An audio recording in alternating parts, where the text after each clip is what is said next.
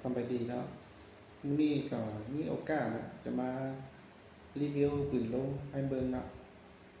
ซึ่งน่าจะมารีวิวนี่มีอยู่3รุ่นเนาะรุ่นที่หนึ่งก็คือรุ่นฟัตตอแล้วก็เฟสเตอร์เนาะรุ่นที่สองก็เป็นท็อปเอแล้วก็รุ่นตัวที่สามมันเป็นตัวเทติโก้เนาะเทติโก้นะเทติโก้หรือว่าเทติโก้นะ ฟัตโตตัวนี้มันเข้ามาใหม่นะเข้ามาใหม่ล่าสุดปี2026นี่นะแล้วก็เข้ามาใหม่นี่ประกอบได้แล้วตัวแรกนี่มารีวิวให้เบิ่งนี่ตัวนี้ฟัตโต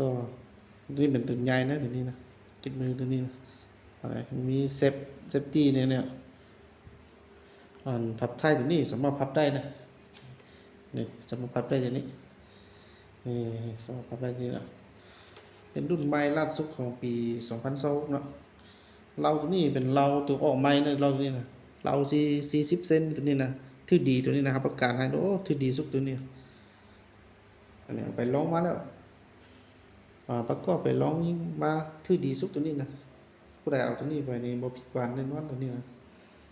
กล้องนี่เป็นกล้องเวทฮันเตอร์นะเป็นกล้องเวทฮันเตอร์มันจะดีกว่ากล้อง BSA น้อยนึงตัวนี้นะถ้าเป็นทางคาร์บอนนะเราเป็นเรา40นะเรา40เป็นเราของโพลีกอนนะตัวนี้นะ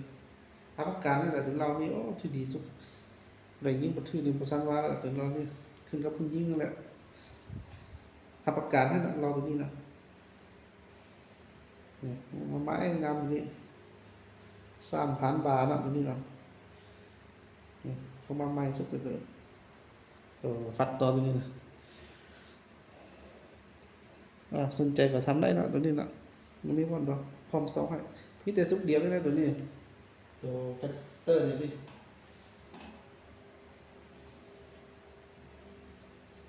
ตัวที่2นี่ก็เป็นตัวท็อปเอนะเอปี2026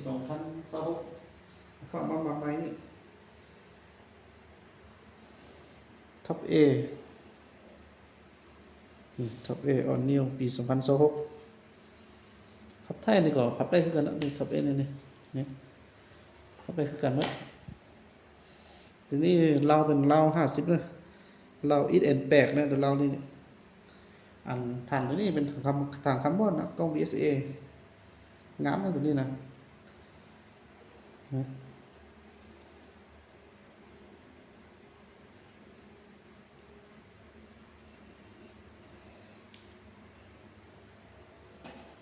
เอาไว้เบิ่งงามมากตัวนี้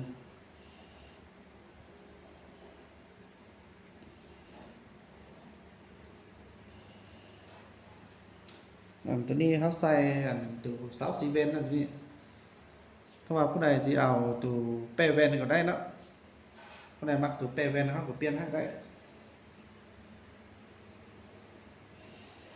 งามนี่เนาะงามสุดเลยตัวนี้เขาประกันให้แล้วนี่ประกันเราให้เอาไปนี่บ่ถือเปลี่ยนเอาไป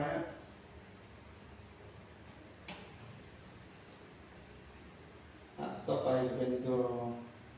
เทนิโคเนาะเทนิโค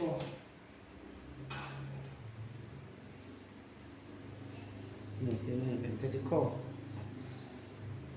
รุ่นปี2026คือกันเนาะตัวนี้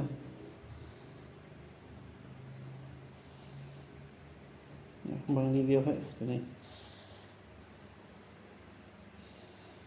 กล้องเป็นกล้อง BSA เนี่ยฐานคาร์บอน 0.5 เนี่ยนี่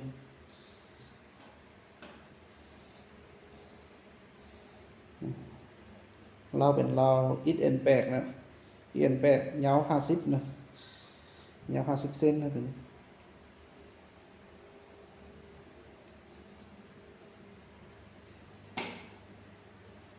น้ำหนักนี่3โลนะตัวนี้ตีมันจะนักกว่าตัวท็อปเอก็ตัวฟัตโตนิดนึงเนาะตัวท็อปเอนี่ประมาณ3 โลไปนิดนึง3.2 โลนี่3.5 ตัวนี้มาก็ทำได้แล้วตัวนี้เนาะ อืมงามตัวนี้นะตัวนี้งามสุดแล้วตัวนี้นะใครสนใจรุ่นใดเราทำได้แล้วเอามีความทรงอะตัวนี้ก็เป็นรุ่นเทนิโก้กันแต่ว่าใช้กล้องธรรมดาของทางคาร์บอนได้ได้บัดรุ่นใดก็ทำได้เนาะมีความทรงไว้ปืนเขาในน้ำไม่นี่จะมีแต่เท่านี้เนาะจะมีแต่ปัดต่อทับเอแล้วก็เทนิโก้ท่านใดสนใจรุ่นใดก็ทำได้เด้อมีความทรงไว้ทุกคนอ่านบททั่วไปอยู่กล้องวิดีโอนี้สนใจก็เซ็ตมาถามได้